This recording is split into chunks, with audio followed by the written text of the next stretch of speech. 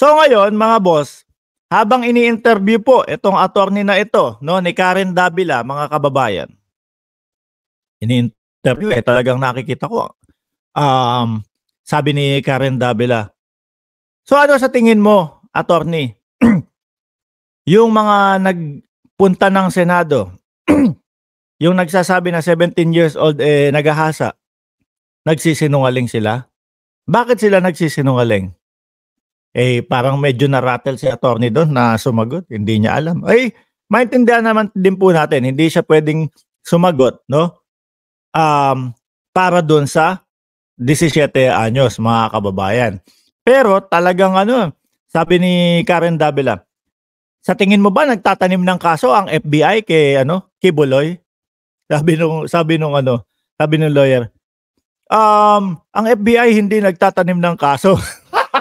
Gago! So ibig sabihin, yung mga kaso ni Pastor Kibuloy, mga bossing, no? Sa Estados Unidos, may mga probable cause. Hindi naman po hindi naman po basta-basta itatanim na lang 'yan, mga kababayan. Hindi naman po basta-basta lang, sige ganito, trip namin sige kasuhan mo 'yan si Kibuloy. Wala naman po sigurong ganoon, mga bossing. So ngayon, sabi ni Karen Davila, Torny, wala akong simpatya dyan kay Kibuloy.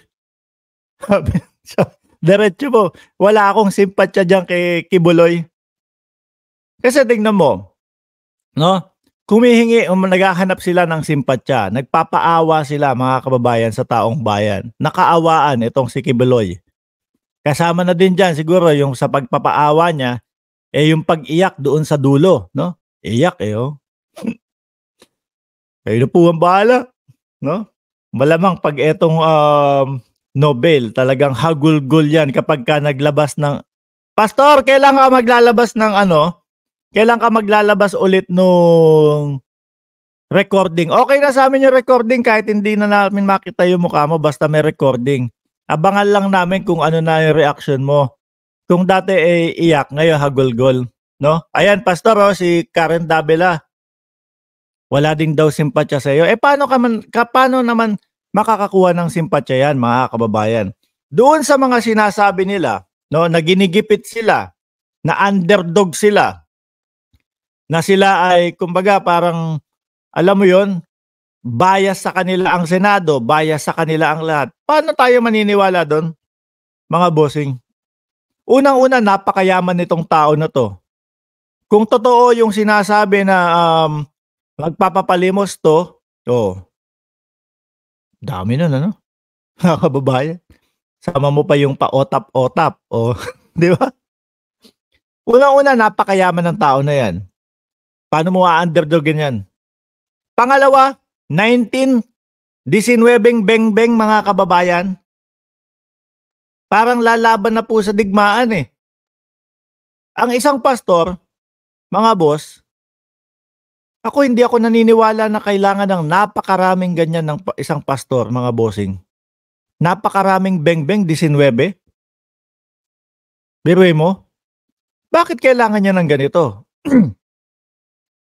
Unang-una, kung magandang balita, galing sa banal na aklat ang iyong mga ipinipreach, sa panahon po ngayon, mga kababayan, hindi na uso yung kapag iba yung relihiyon mo or whatever, ikaw ay ipapako sa krus. Kagaya po nung panahon ni Jesucristo, mga kababayan. Di ba? Nangangaral siya, ganyan, hanggang sa humantong na pinapako sa krus. Hindi na po uso yun. Wala na pong ganun ngayon. Bakit kailangan mo ng 19 beng-beng o 19 baril? To be fair naman po kay Kibuloy, yung 19 po na yon, lahat po merong papeles, no? Lahat po legal, mga kababayan. Pero pastor, may 19 baril? Ano po ang ibig sabihin nan? It's either takot siya, mga kababayan, doon sa mga naaargabyado niya, mga bossing. Kung merong talagang mga naaargabyado. Kasi para katakutan mo, sabi nga po di ba? Sabi ni Mike Tyson, ang greatness, hindi yung nagtatago ka. o yung kumbaga papalibutan mo na ng bodyguard ang iyong sarili. Ang greatness kagaya nung kay Pacquiao. Senador 'yan, si Pacquiao. Tingin ko mas kailangan niya ng bodyguard. Pero 'pag nakita niyo po mahal ng taong bayan, dahil po yun do'n sa naibigay niya, nai-contribute niya sa ating bayan, sa mga sunod-sunod na pagiging world champion sa larangan ng boxing. 'Di po ba? Bakit si Pastor, kung mabuting tao, bakit kailangan 19 bengbeng?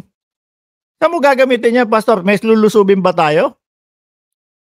Isa na din po sa papasok sa isip natin, mga kababayan, kung bakit walang simpatya itong si Karen Davila. Pati po tayo, no? Dito kay Pastor Rotot, Pastor Rotot, gagalit na naman sa inyo yung mga DDS. Iisipin mo, 19 hindi kaya meron na ding mga pribadong army ito? Sa sobrang dami ng bengbeng?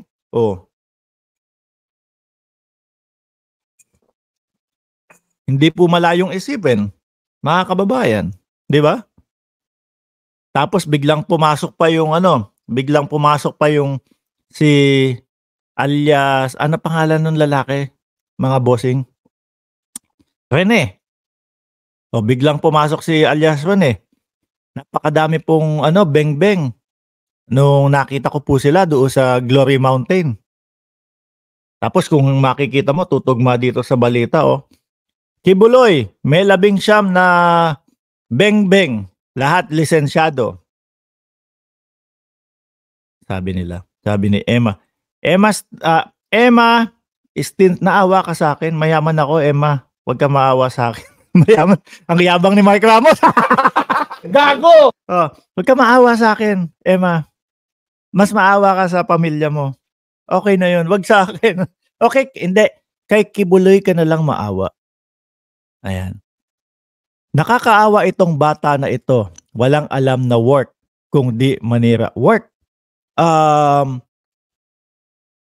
Para po sa inyong impormasyon, kaya anong oras na po ba? 6:32 na po dito. Pwede po akong pumasok ng 10:00 ng umaga? Pwede akong pumasok ng 12:00 ng umaga? Or pwede din po akong pumasok sa trabaho ng 6:00 ng hapon? O pwede din po akong hindi pumasok, no, sa trabaho ko ngayong araw? Kahit hanggang 1 linggo. Pwede. No? Pwede kasi sasabihin ko lang doon sa boss ko, Boss Mark, hindi ako papasok Bakit? Wala, ayoko. Nandiyan naman yung ibang mga empleyado. Nandiyan naman ibang mga mga trainer. Pwede akong hindi pumasok, Emma. Okay? Kaya wag ka maawa sa akin. Ha? Ang naninira, yung mga vlogger na idolo mo, Emma, no, na walang ginawa kundi maglabas ng mga peking ebidensya, yun ang mga paninira. Di po ba, mga kababayan? Yun ang mga paninira. Sabi ni Mark, kung wala kang nagagawang kasalanan sa kapwa, kahit tirador lang, hawak mo. Pwede, di ba? Yes, correct, sir. Tama po, Orlando Senior. Hindi ka matatakot dyan. Si Kibuloy, 19 bengbeng. Emma, yuhu, nandiyan ka pa? Emma, dito tinatawag pa namin kayo Doon sa vlogger nyo si Maharlika, dinidelete kapag hindi sa kanila. Emma! Paninira ba yung sinabi ko dito na meron 19 bengbeng si Kibuloy? Lahat lisensyado?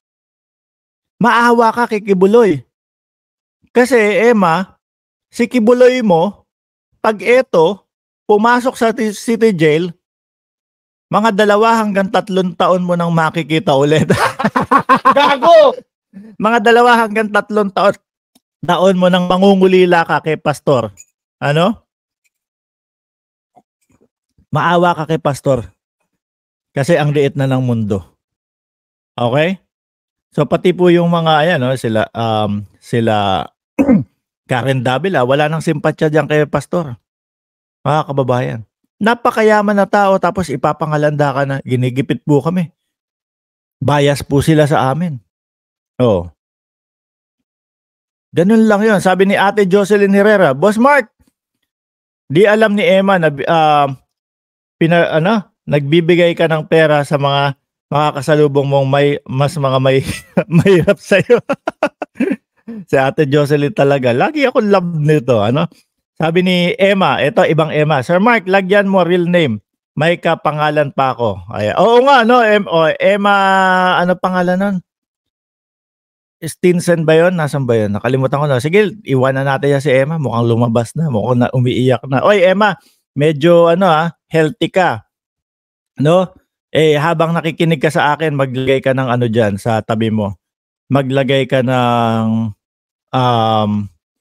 pampakalma o pampababa ng presyon ng iyong dugo. Baka tumaas siya, sabihin mo. Bakit nategi si Emma? Nanood kay Mark Ramos Nag-comment ng isa tapos nanood kay Mark Ramos. Ayun, nagsalita si Mark Ramos ng nagsalita. Hindi kinaya. Ayun, tegi. Gago! Maglagay ka dyan o uminom ka ng amlodipine na dyan, okay? Tapos lagay ka ng tubig sa gilid mo habang nakikinig ka. Pero hindi na nag-type si Emma. Emma? Emma, yuhu!